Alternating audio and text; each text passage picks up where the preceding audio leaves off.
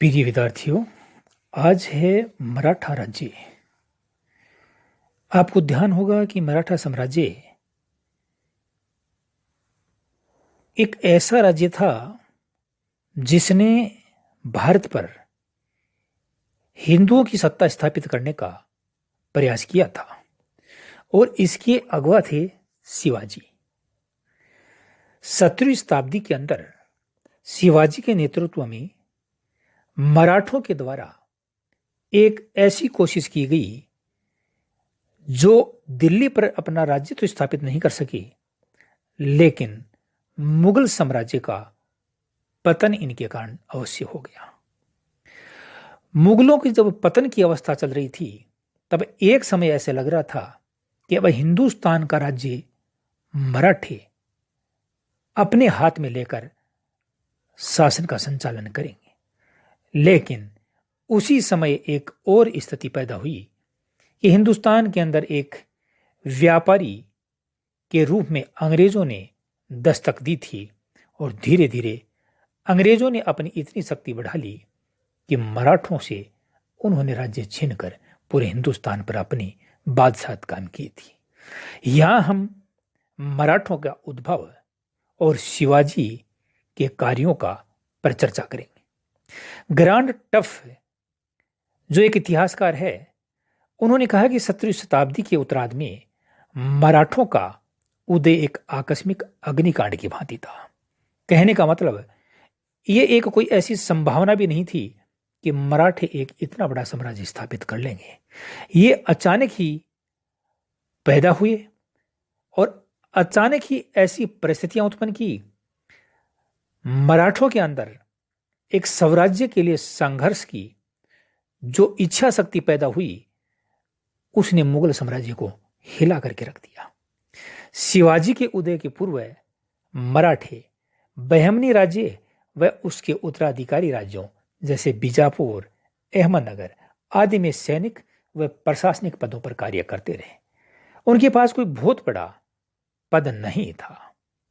वे जो भी वहां का जो शासक था, उनकी योग्यता के अनुसार उसे जो पद दिए जाते थे, उन पर वे संतुष्ट होकर पूर्ण स्वामी भक्ति के साथ काम कर रहे थे। जहांगीर ऐसा बादशाह था जिसने सर्वप्रथम मराठों को के महत्व को उन्होंने जाना और उसे मुगल सेना में रखना प्रारंभ किया। अहमदनगर के मलिक अंबर ने युद्ध व प्रशासन दोनों में मराठा प्रतिभा का उपयोग किया था और मलिक अंबर जहांगीर के खिलाफ संघर्ष किया था अहमदनगर से।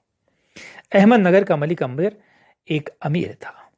शिवाजी के पिता साजी भोसले अपनी एक छोटी सी सैनिक टुकड़ी लेकर के अहमदनगर की सेवा में थे।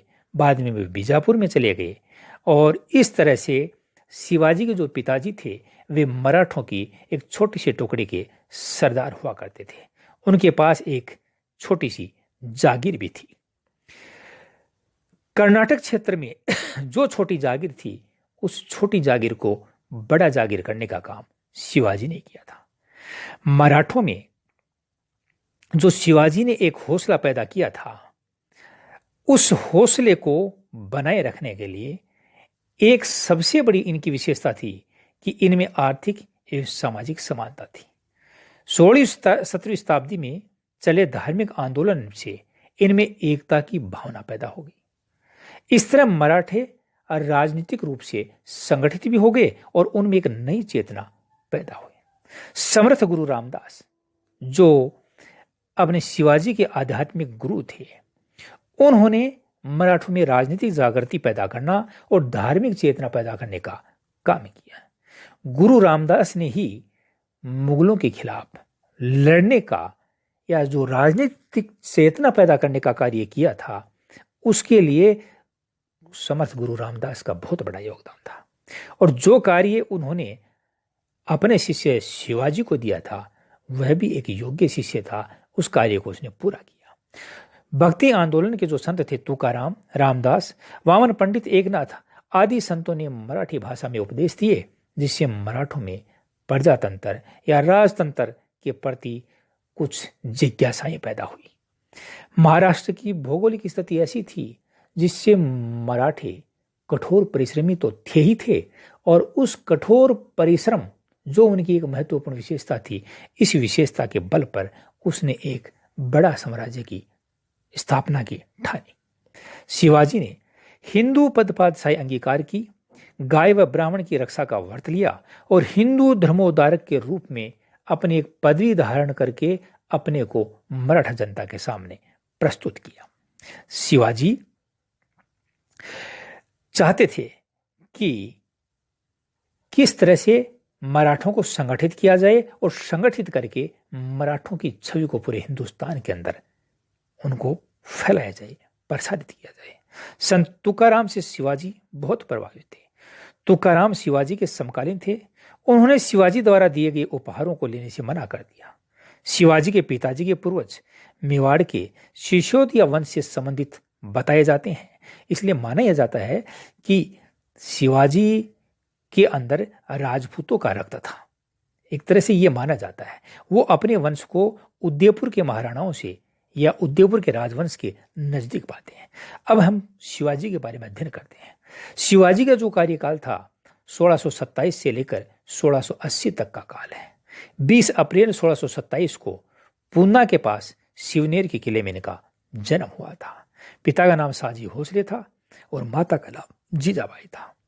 लेकिन जीजाबाई पर उनके पिता का प्रेम कुछ ही समय रहा, इसलिए जीजाबाई को छोड़कर वो अपनी दूसरी पत्नी तुकाबाई मोहिते से विशेष लगाव रखते थे और उसी के साथ रहते थे। शिवाजी अपनी जो उनकी माता थी, विशेष करके धार्मिक विचारों की, उससे बहुत ज्यादा प्रभावित थे। वो विशेष करके उसे पौराणिक और अपने महाकाव्य से संबंधित किस्से सुनाया करती थी, जिसका शिवाजी के जीवन पर बहुत ज्यादा प्रभाव पड़ता था। शिवाजी के संरक्षक दादा कोंडदेव थे और माता जीजाबाई। उन्होंने पूना के किले में उनकी शिक्षा दीक्षा, उनको घुड़सवारी, सैनिक शिक्षा आदि को देने की कोशिश की और शिवाजी इसमें निपुण भी हो गया। धीरे धीरे जब शिवाजी बड़ा हो गया तो अपने पिता की जो पैतृक जागीर थी उसको भी संभालना शुरू कर दिया। ये पूना की जो पैतृक जागीर थी वह उसे अपने पिता से प्राप्त हुई थी। 41 में शिवाजी का विवाह साईबाई निंबालकर से हुआ और शिवाजी के गुरु का नाम जो समर्थ गुरु रामदास था, उससे प्रभावित होकर उसने अब विशेष करके हिंदू धर्मोद्धारक का कार्य करना प्रारंभ कर दिया। 1643 में सर्वप्रथम शिवाजी ने बीजापुर के सिंहगढ़ के किले पर अधिकार कर लिया। 46 में एक षड्यंत्र द्वारा पुरंदर के किले को नीलोजी नीलकंठ से छीन लिया। 56 में चंद्रराव मौर्य से बीजापुर में तोरण नामक पहाड़ी का किला छीन लिया। यह शिवाजी की महत्वपूर्ण विजय थी। चंद्रराव मौर्य की हत्या कर दी गई, जिससे शिवाजी पूरे महाराष्ट्र के अंदर प्रसिद्ध हो गया। अप्रैल 1656 में रायगढ़ के किले को जीतकर उसने अपने राजधानी बनाई। 56 में चाकन, कोंडाना, तिकोना, बारामती, सुपा, लोहागढ़ आदि अनेक किलों पर अधिकार कर दिया। 1657 में शिवाजी की पहली बार मुगलों से मुठभेड़ हुई। शिवाजी बीजापुर की तरफ से मुगलों से लड़ा था। इस समय शिवाजी ने जुन्नार पर आक्रमण कर 3 लाख ऊंट लूट लिए थे। 1657 का उत्तराधिकार का युद्ध का फायदा उठाकर शिवाजी ने कोंकण को भी जीत लिया।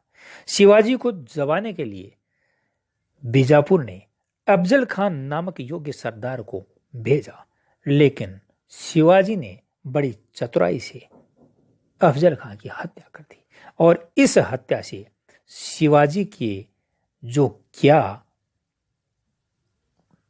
आगे जो ध्येय लक्ष्य है उनका आसपास को शासकों को पता लगना प्रारंभ हुआ।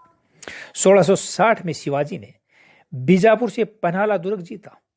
औरंगजेब ने 1660 में बढ़ती हुई शिवाजी की शक्ति को नियंत्रित करने के लिए अपने मामा शाइस्ता खां को दक्षिण का गवर्नर बनाकर भेजा और उसे कहा कि वह किसी भी तरह से शिवाजी को समाप्त कर दे।